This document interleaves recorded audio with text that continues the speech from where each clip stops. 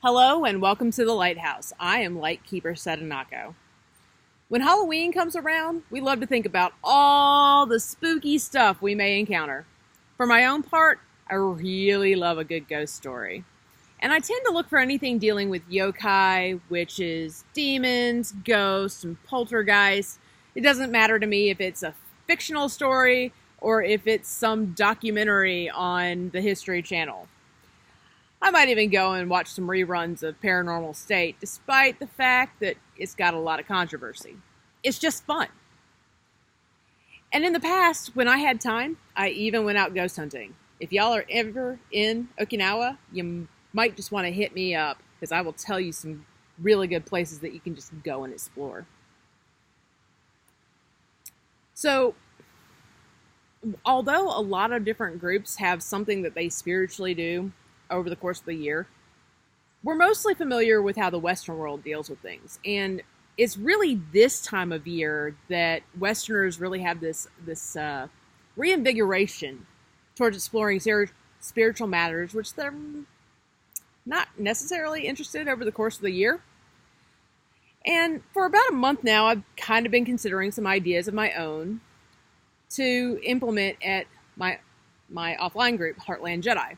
That would be, seasonally appropriate. But the more I thought on it, the more I realized that with my restrictive schedule and the fact that we meet every 2 weeks, I probably should have started this about August time frame. But I didn't. So instead, I'm going to do one of my ideas as a video series over the next month until Halloween. In fact, my last episode should be on Halloween. So starting with this episode, we'll have an exercise at the end, and I'll just kind of go through some of the reasons why it was on my mind that I go forward with this. I kind of anticipate this to be the longest episode in the whole set, so bear with me. So it's not often spoken about publicly in the Jedi community, but did you know that there's a lot of Jedi out there who have problems with supernatural matters? Especially those starting on the path. A good number may even attribute things happening to them as being attacks from an otherworldly nature, or from someone they believe is a witch or a warlock. I'm sure you can imagine, though, that the reason most people don't talk about it publicly is because they're afraid of how others will perceive them. In a world dominated by psychology and science, it's completely understandable that these fears exist. However, there are many religious groups which deal with this topic in spite of the scientific protest. We can commonly see the answer to spiritual warfare with Christians, for example.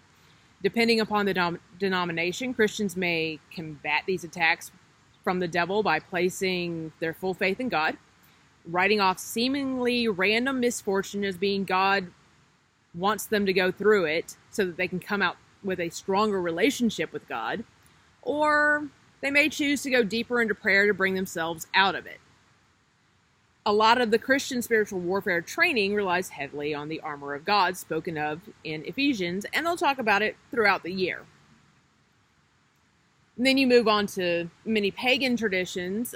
They have different means of attack, so they might combat these attacks through ritual, appealing to the gods for aid, some through mystical items like charms, while others find that it's best to set up an energy shield that protects them. They may even be known to create an energy attack to send whatever came their way back to the sender, or place curses upon them which they believe are the culprits. But where do the Jedi stand in all this?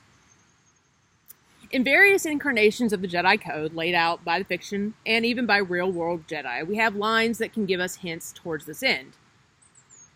And the same is true of the Jedi Compass.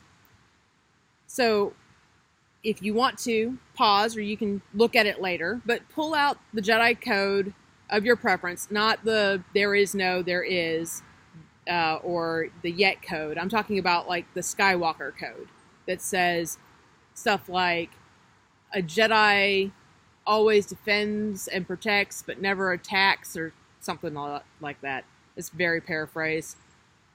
I didn't write it down in my transcript. Anyways, that version of the code. If you like the Heartland Jedi Code, go look that one up. There's the Harmonia Jedi Code. And if you happen to have a copy of the Jedi Navigation System, there's a few codes in there too. Just go kind of look at them. Well, and also pull out the Jedi Compass and see if you can find how this might all fit in. But where we see that, it still kind of puts into question, how exactly do we respond?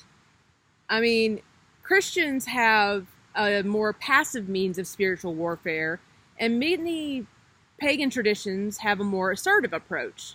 But where's the answer for a Jedi? Well, at least in my mind, it kind of lays somewhere in between, but it starts really with self-reflection before we ever take action. We might take a Christian action. We might take a pagan action. But at the beginning starts self-reflection. It doesn't exclude these other matters. So there are some restrictions, but that's more in the scope of force usage ethics than really what this series is about. So then we look at it, and if we answer a lot of the questions that we have before we make any decisions, we can start formulating a plan of attack. Even Christians praying to God for an outcome recognize that targeted prayer is more powerful than a lazy request. A pagan that uses ritual has to really take into consideration how each and every element of their ritual contributes to the overall goal. If there's something that's just kind of superfluously, if I said that right, superfluously thrown in there, it actually takes more away from the ritual than if you did it right. So I'm going to use another analogy, though, because this also translates into the physical battlefield. For those of you that were in the U.S. Army, you'll probably understand where I'm getting at. Hopefully I'm explaining this pretty well with everyone that has no idea what I'm talking about or was never in the service learning small unit tactics.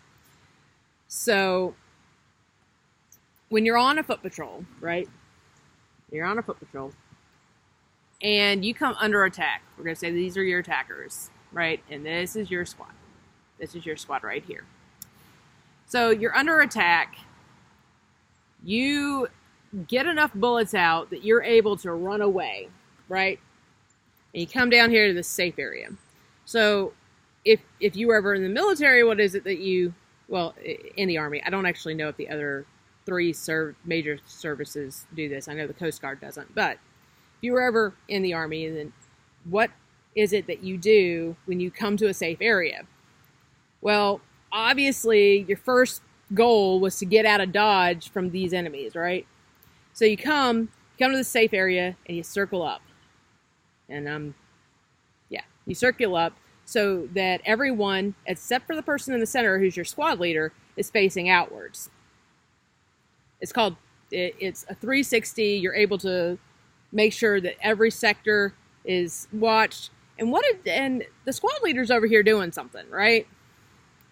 So the squad leader gets there and he starts taking inventory of the situation, forming a plan, and trying to figure out what to do next. He might even have the radio operator come in. So I'll just take one of these guys and say, he comes in here. This guy moves up a little bit so that he can make sure that the sector of fire is resolved. But he comes in over here. He's got the radio, and now they're talking as much as they can to whoever it is that they need to talk to find out what's going on, what information we have. Because sometimes, though not often, we may find out that this firefight up here was actually friendly fire. Maybe a unit didn't know that this unit was going to be out, and this is our allies. It happens sometimes. Very rarely, but it happens. So your squad leader is going to sit there and try to get all the information that he can, or she can. And then figure out what to do next. How are we going to get information? If that was a friendly group, How am I going to get that information back to that group that you guys are firing on the wrong people and we're in the area? So this is kind of what I'm saying that we need to do. We need to get to this point. We need to get to our safe area. So for this first meditation, this first section it's going to be progressive. And you'll see where I'm going, hopefully, with the next episode. But for this first one, I want you to explore different guided grounding meditations and see which particular one kind of works best for you. Do one each day. Come up with something. Go on YouTube. They have a lot of them. If you have Headspace or the Insight Timer,